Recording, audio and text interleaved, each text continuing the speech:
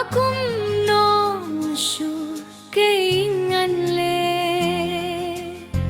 ngayay berkat miet labat singan yay sada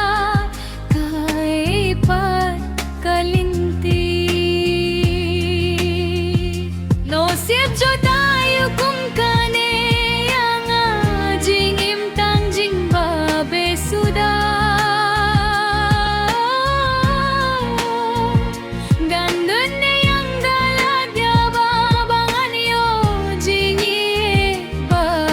shisha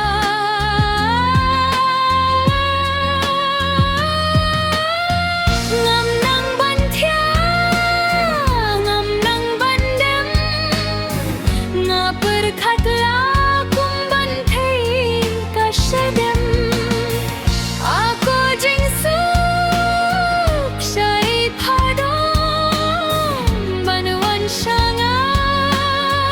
bare phamom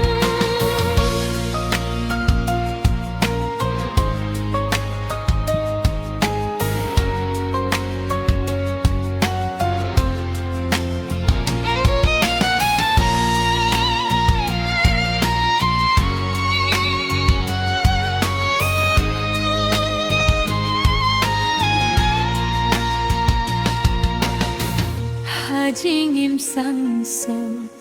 nga don minta